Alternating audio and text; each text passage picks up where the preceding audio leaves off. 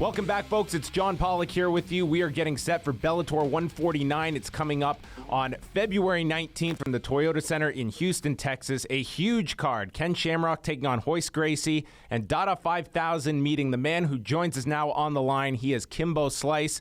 Kimbo, it's great to speak with you. How are you feeling just 2 weeks away from this huge fight for Bellator?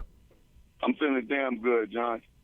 How has training been going? And in particular for someone as unorthodox as Dada 5000, have you been preparing differently for this particular individual than any of your other past fights?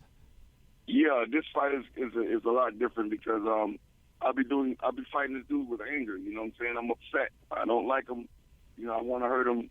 So training camp has been going a little bit different. You know, every time I'm training, I have to tone it down because you know, I have bad intentions with training. And I don't want to hurt my trainers, so I have to, you know, take it easy, you know.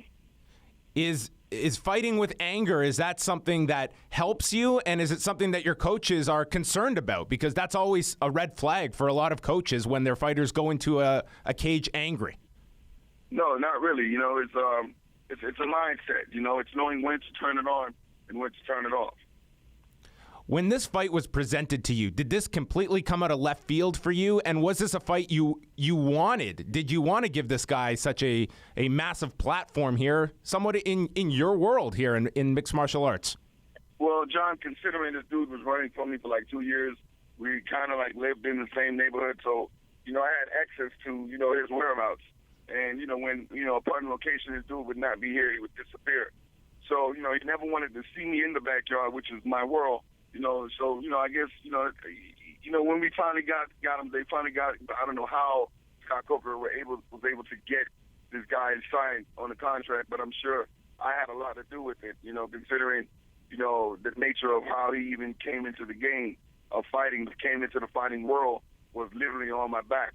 So, you know, and the fact that he has no respect, you know what I'm saying, for the fighters, he has no respect for fighting, he has no respect for me. He has no respect for what my career and what I have done, my legacy has done for his, trying to be a carbon copy, trying to imitate me in so many ways to where he's at now. He still has no respect, and he's ugly, and I don't like him, and he has a big mouth. So with all that being said, when the opportunity came my way to fight this dude and finally shut him up, you know, and put him in his place, I was more than excited for this fight, John. What was the key incident that caused this massive problem between you two? Can you take our viewers back to where this conflict began between you two?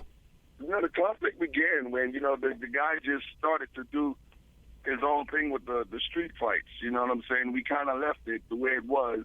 You know, everyone's good, you know, and it was just a legacy behind it. So the guy started doing it himself. He just went about it the wrong way. You know, guys were getting hurt. People were getting shot and you know, in his yard. You know, it was just a mess. It was an ugly mockery of what I left behind, and I was happy with what I've left behind and how I started my career. And then this idiot comes along and took it and just took from what I've done and started his own thing, but he made shit out of his own thing. You know, and thank God we have no link together with each other now, and I thank God for that. This fight, obviously, it has so much focus. I understand that Spike is preparing a big special to get everybody ready for this fight. What was that whole experience like, sitting down and just the whole promotion for this fight, Kimbo? You've been around him. You guys were introduced together on Spike to announce this fight. What has it been like having this personal animosity and being linked to this man for a number of months at this point, going into February 19th? You know, John, every time I see him, I want to punch him in his mouth. You know, because like I said, he has a real big mouth. He doesn't know when to shut up. He don't know what he's talking about. He tells a lot of lies. You know, and you know, this fight is going to certify that he is not street qualified to have even been in the same circle as me, and I'm going to prove that. I'm primed. I'm ready. You know, I'm alert. I'm very keen. I'm a very smart fighter because I love doing it. This is something I like to do. This is not something that I stumbled across. I've been fighting professionally now for over 10 years, you know, and I never had my ass literally handed to me. I walked in and walked out of the cage Did some couple years, a year or two of boxing with Gary Shaw, Showtime Productions, 7-0 there. So, this is my world here. He's coming into my world. So I'm going to hand him his ass and shut him up once and for all. Being that, you two were in the same circles for so long, do you have any insight into how he is preparing for this fight, who he is training with, and do you think he's doing what needs to be done to prepare for such a big professional mixed martial arts bout? I would hope, John, that he's training with some of the best people that to be trained with, because I want him at his best. I like to fight a guy at his best. I don't want a tomato can to just knock down and step on. I don't want that. That's not how I like to fight. I want the best. Have you spent your entire camp at American Top Team preparing, and who have been some of the key people around you for this fight? Yeah, I've been at American Top Team. American Top Team in Coconut Creek, that's home for me. That's where my training camp is. There's a lot of great guys there, but my head trainer is Mike Brown. Mike Brown's my head trainer, and I also train with another guy by the name of Josh, which is one of the heavyweights there. Him and Marcus, those two guys, they help me out a lot. And Gary is a fighter, a good boxer, and he holds gloves for me. Him and Dyer Davis, whose father just recently passed away. Yes. Coach Howard Davis, Howard Davis was my first trainer when I first came to American Top Team 10 years ago. So now Dyer holds pads for me as well. And, it's a beautiful thing there, and I'm just so excited that I have such a great camp, man. I got 2 weeks away. February 19th is just 2 weeks away, man, and I'm feeling great right now.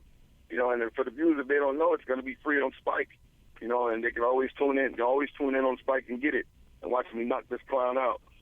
Do you like the fact that, Kimbo, that so many of your biggest fights have been on free television and it gives access to everybody out there to watch? And from a selfish point of view, that's got to be good for you, that it's so accessible to watch your fights, whether they've been on CBS or in this case on Spike TV. And the Kimbo Slice track record has been extremely strong when it comes to drawing audiences. Right. We always move needles, John. But man, I'm ready for some pay-per-view, man. I'm ready to make some big bucks. You know what I mean? Well, maybe that'll be the catalyst after this one, Kimbo. Are you looking to be busy in 2016 for Bellator? I am. I let Bellator know I don't mind. I would love to be the face of the fight world, and bring more. Let's move the needles more. Steal some of the other viewers, the other fight family, and just keep going, keep this thing going. I got another 3-4 more years of fighting left in me before my kids reach of age where they want more of daddy. But until then, I'm here, man. I'm here to kick ass and take names. Well, final thing, Kimbo. I'm sure if Dada 5000 is serious about this fight, then I know he watches a serious combat sports channel like the Fight Network, so that means he's watching this interview. Do you have one final message for Dada 5000 ahead of February 19th from Kimbo Slice? There's no more places to hide. There's nowhere else to run. Man up. There you go. The words of Kimbo Slice getting set for Bellator 149 going down Friday night, February the 19th from the Toyota Center in Houston, Texas. Kimbo, thank you so much for this time and all the best going into this fight on the 19th. All righty. Thank you, John. Thanks, Kimbo.